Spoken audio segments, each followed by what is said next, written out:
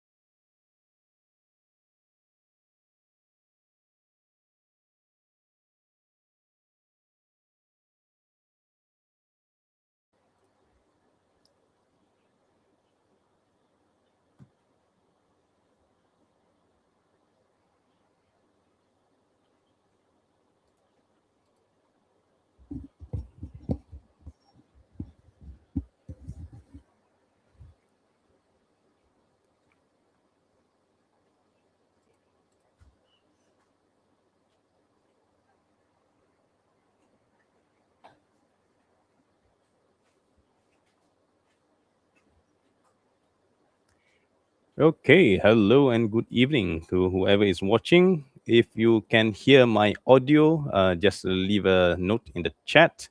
Or if you cannot hear my audio also, please let me know it through the chat. So far, I think my audio is good. My test stream also I'm able to see.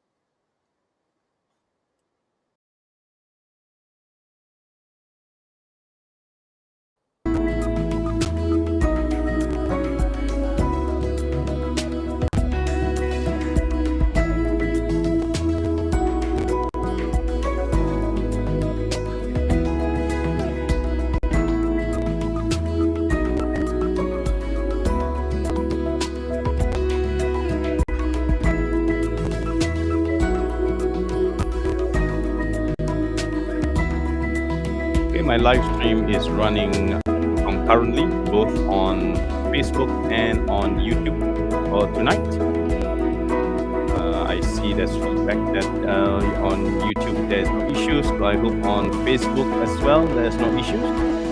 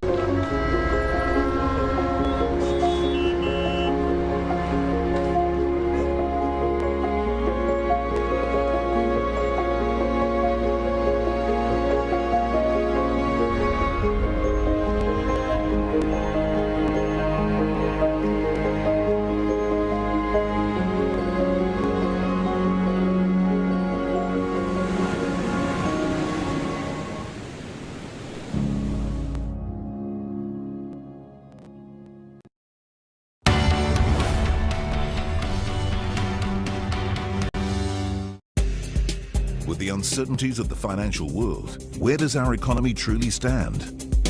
Keep up to date with the latest market trends and get the in-depth analysis that you need to understand the forces driving the global economies.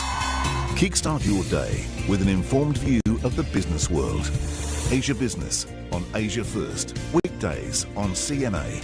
Brought to you by UOB.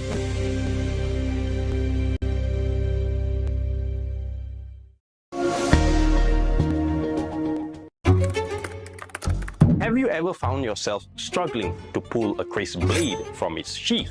When it comes to preserving or protecting my collection, I go to extreme lengths. Most of my pieces are in armored boxes. They have GPS trackers built into it. なんですけど、やっぱ一番好きなのはやっぱり鍛造が一番好きで、その四角いところからそのいろんな形にこう作れるという部分が非常に僕は好きですね。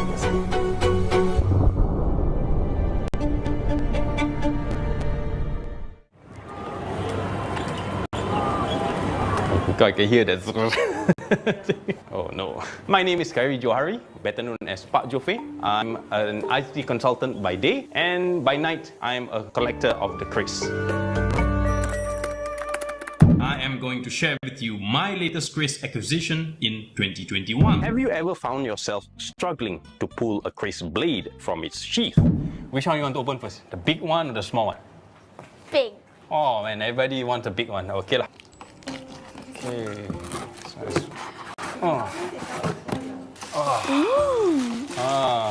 Okay, this is a very unique piece. Okay, this is quite an old piece. Oh, look at that. Look at that. An old piece.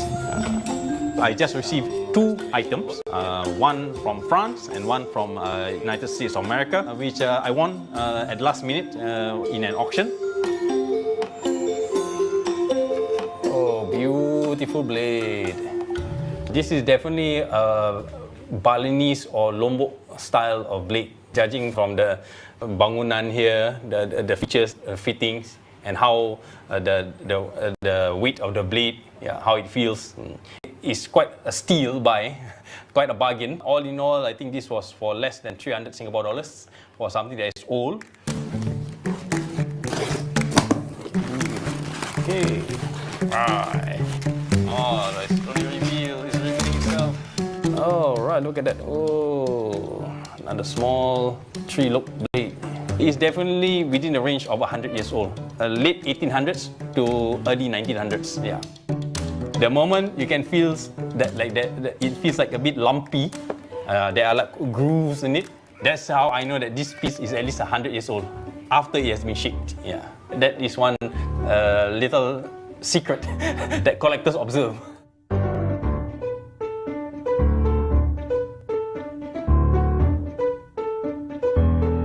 Whenever I come across something that is unique and rare, that's where the obsession starts.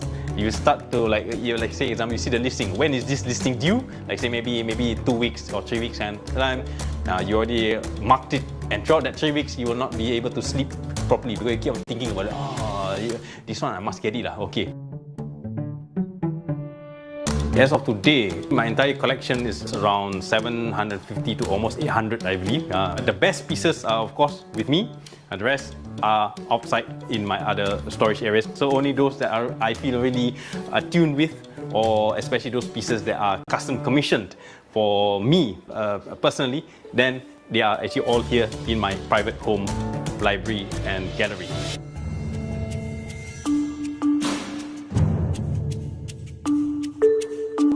I discovered that the craze was not just unique to a particular region. It was actually quite influenced massively across Nusantara.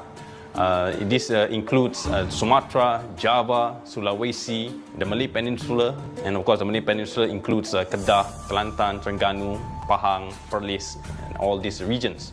When I understood it, that's where I see the beauty, that each ethnicity has a representation by way of their craze, because a craze may be appearing the same, wavy blade with the handle and the sheath. But if you look at the details, every piece is different from another.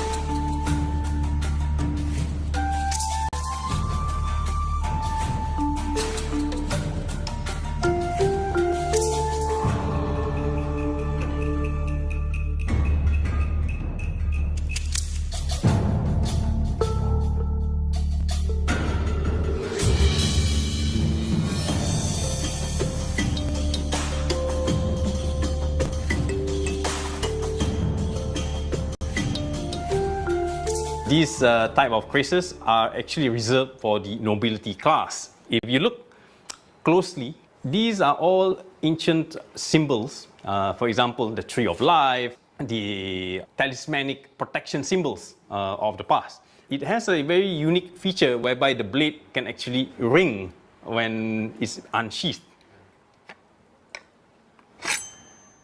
This feature may explain to a myth or what many choose to believe. They believe that when a person is in danger, the craze will start to rattle. For many years of collecting, I have never seen such phenomena personally.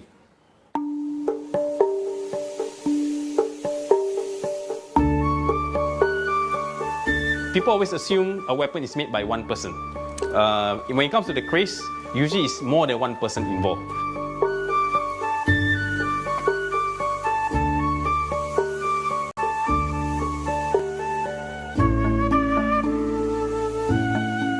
This is all Kuning woods. The tube here, we call the Batang Serunai, is actually made from Sena wood, adorned in 916 gold, and with bejeweled with AAA grade rubies that are unheated. Yeah. When I commissioned this, I just say I want a personal piece. I want something special that maybe I can use even for my wedding.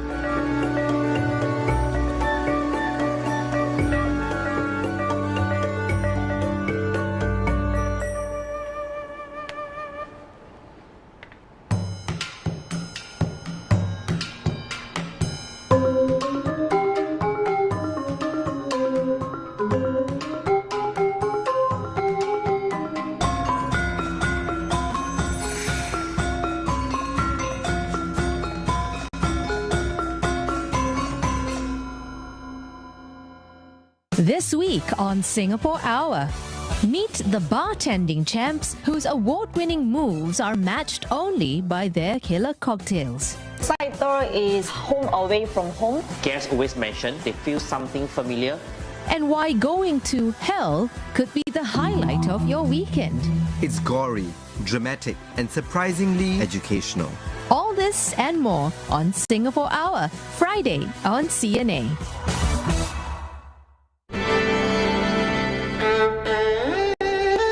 This is for those who move. Those who don't wait for things to happen. They make them happen. They don't follow maps. They draw them and build what isn't there. They don't call it instinct. They call it Tuesday. At Standard Chartered, we're here for those who never stand still, who want trusted expertise in the world's most dynamic markets. Now is your time.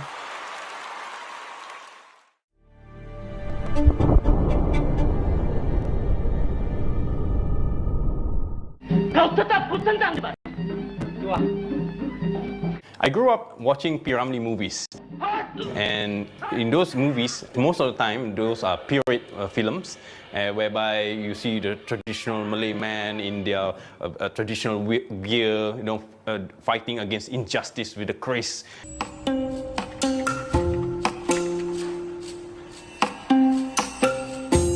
It actually drove me deeper into this rabbit hole of a subject which until today I am still considering myself as a student. Growing up, my father and my grandfather often reminds us that we came from a lineage of warriors. We stem from the ancestry from Kedah, and we had a title called Megat. To explain, Megats are usually people who are not of noble birth, meaning they are not of royalty, they are of commoner, but they have done a great service to the country.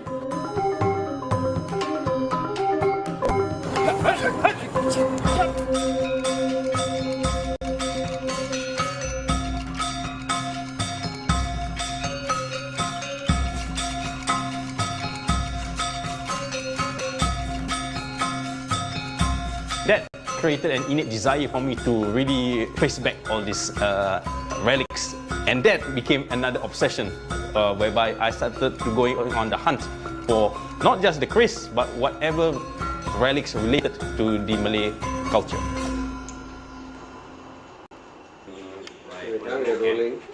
My time growing up, there was no luxury of the internet. So most of the time, for me, my research comes from legwork. I will travel even all the way to Kuala Lumpur, to their National Archive, or even Kedah Archive, to dig manually all the information that I was looking for.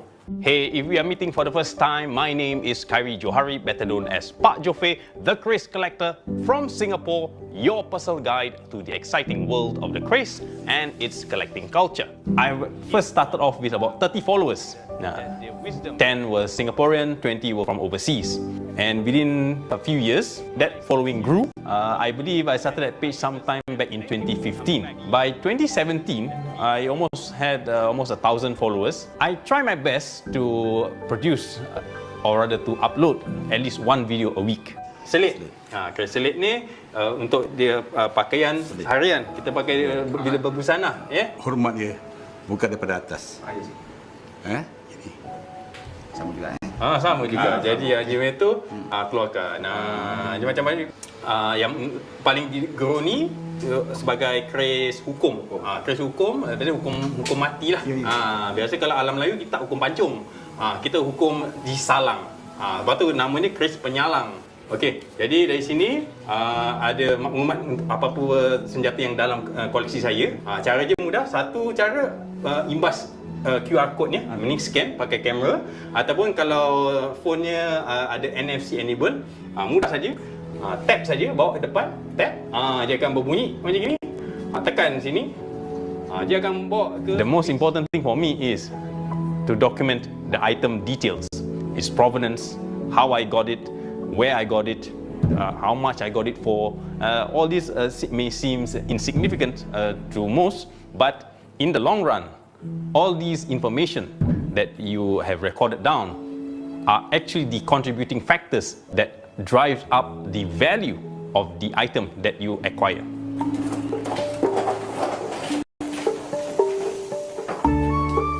almost the same. Here's the hill, here's the fitting.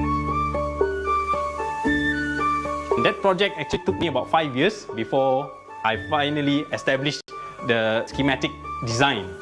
And of course, these are produced from commercially available 3D printers. So the scale and the size is of course miniaturized, and it can be passed off as a toy.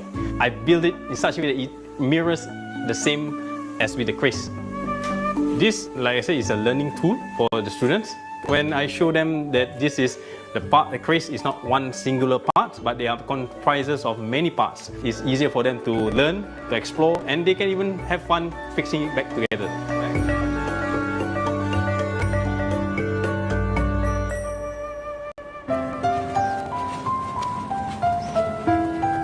While it would be nice if my own children can inherit and continue this legacy, but if they are not interested, so be it.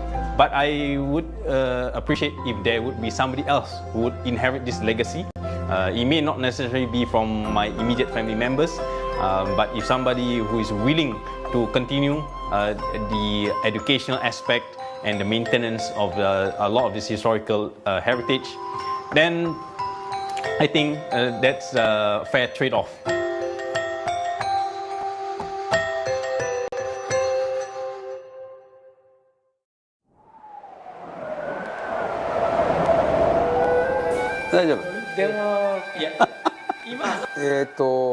今、三条市で、刃物作りをしてます、日野浦睦です。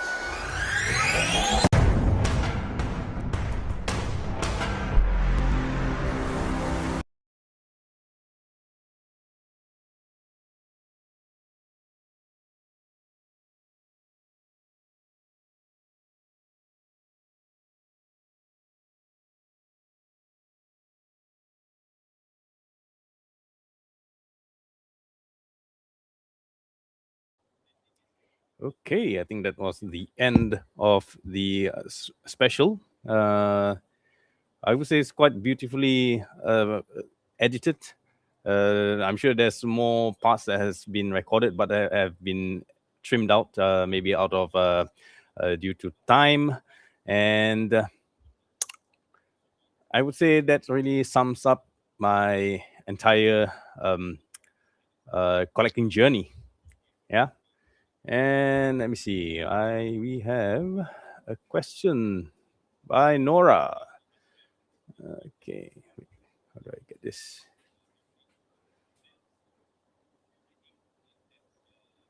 What are the key differences you notice between Bugis origin craze and Malay craze? Well, the key features that are usually very apparent are, of course, by the design style, the design form. Next is, of course, by way of materials, because those manufactured in Bugis and those manufactured in the Peninsular Malay regions, you can tell that the materials are somewhat slightly different, although it may appear somewhat similar in a form factor. Yeah, so it's the subtle stylistic differences that you would definitely notice, even if you are totally new to the subject of the craze. So I hope I have answered your question.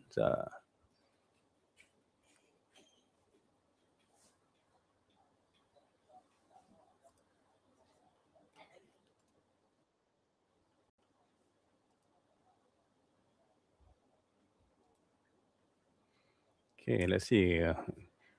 Anybody who's joined, feel free to introduce yourself by the chat, and I will take questions you have. Otherwise, if there are no further questions, I will be ending this live in about maybe another 10 to 15 minutes.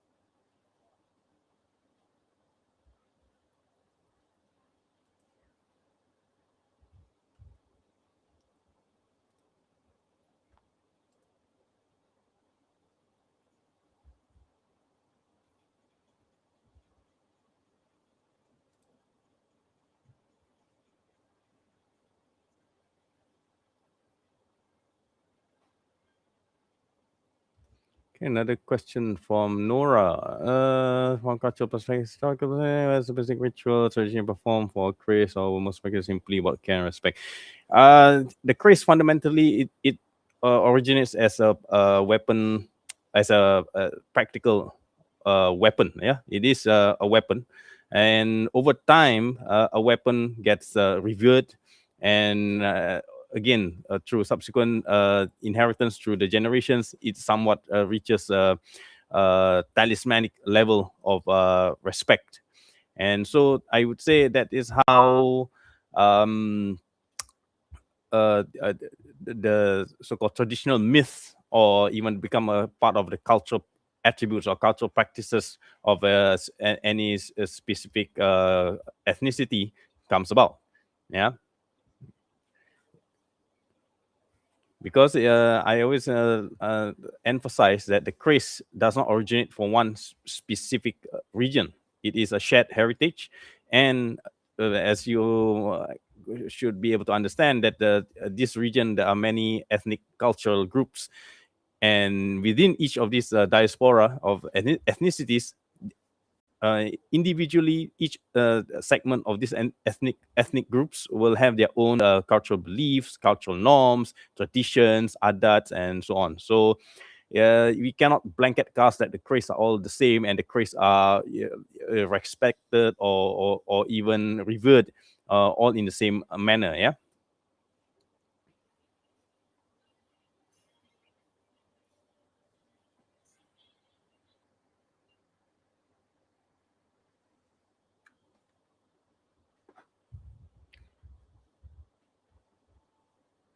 Okay, I'm also getting messages now coming in.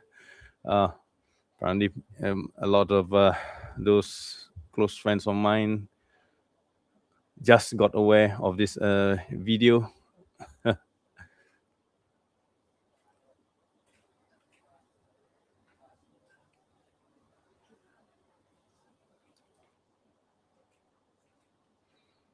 Okay, do share your thoughts if you have watched the full segment of my feature on Channel News Asia, and let me know what you think.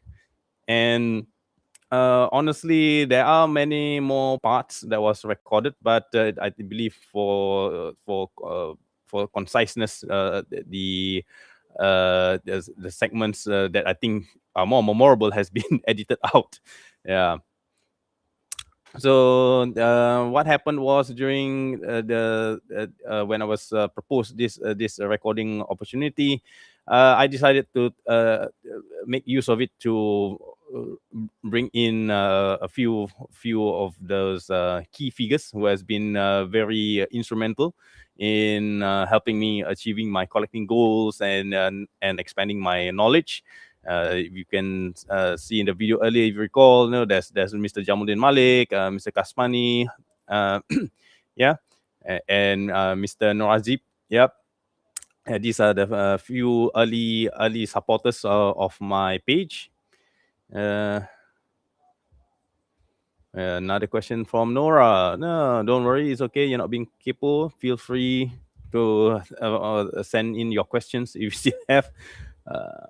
Let me see what's in your collection. Unfortunately, my family, I mean, our line, we do have our own so-called cultural weapon, the traditional craze or the klewang and whatnot. But due to World War II, when things got a bit chaotic and messy, and my forefathers had to be on the move. So a lot of our own cultural heritage or the heirlooms were lost or abandoned. Yeah, those were very troubling times. So probably that is also one of the reasons why this subconscious desire to to recover what has been lost.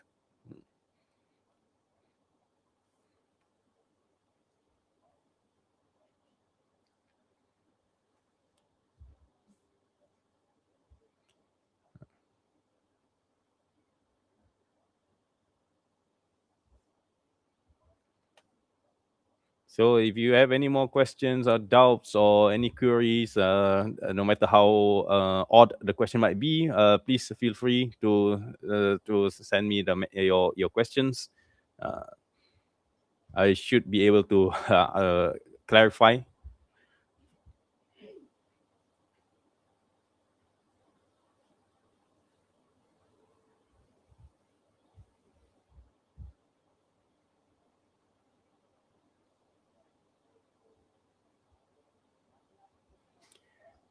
Commission, I missed out another part. For commission pieces, there's a few. One of the reason is, in this day and age, the craze has become more of an artwork. Yeah, and in order for the art to survive, you must support the artist. So without, say, clients, for example, collectors like us, then if there is no demand, obviously there will be a stop to the supply. So in order to help to contribute to ensure that this art form remains alive and vibrant, yeah, so once in a while when we see a promising young artist coming up, definitely like for me, I would support their work.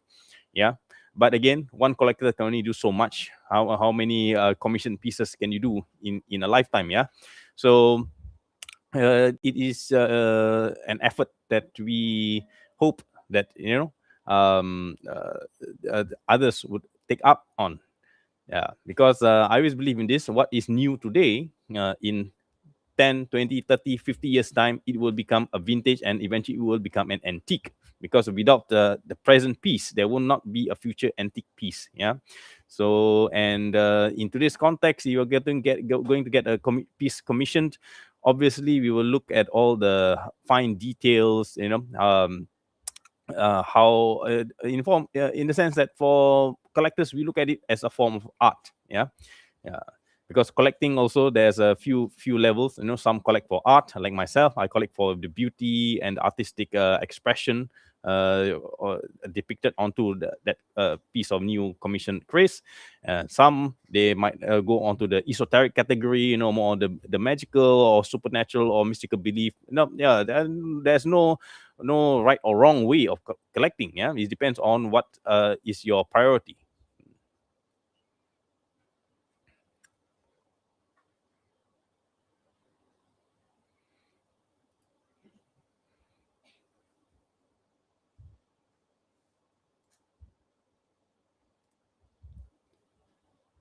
Okay, let me just check. Pop on over to.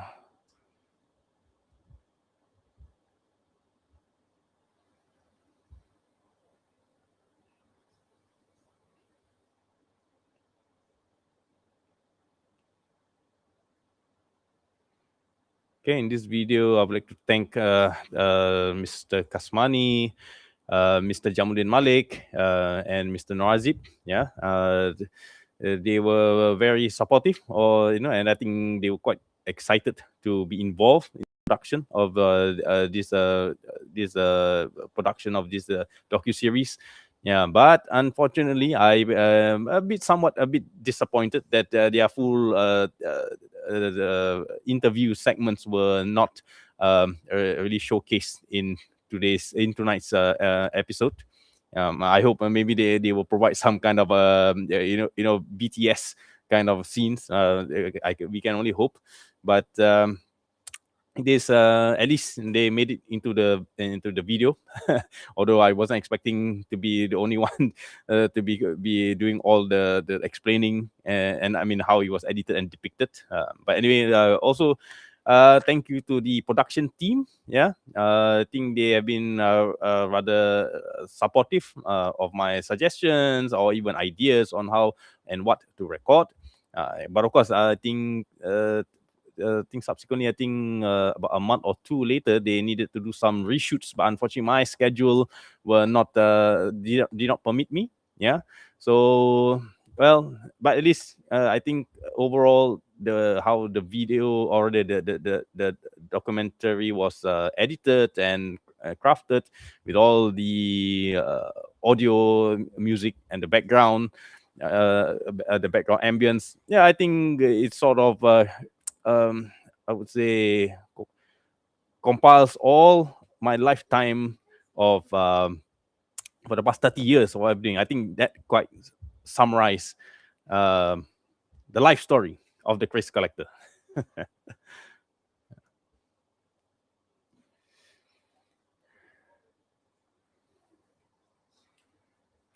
Okay, so I think if there is nothing else, I think I will end this session. Yeah, because yeah, it's just to share the debut stream. I believe this docu series will also be prominently available for those who have missed. I think it's called Hobsessions, yeah, and it's, I think, on one of the CNA sub websites. Yeah, I will be sharing the link to the page maybe and when it becomes available. Yeah. So if there's nothing else, thank you for joining me. This is Kari Johari, better known as Pak Jofe, the Chris Collector, in his first live stream for 2025. I know I've not been uploading much videos for this year because I've been quite occupied and busy with some other projects. But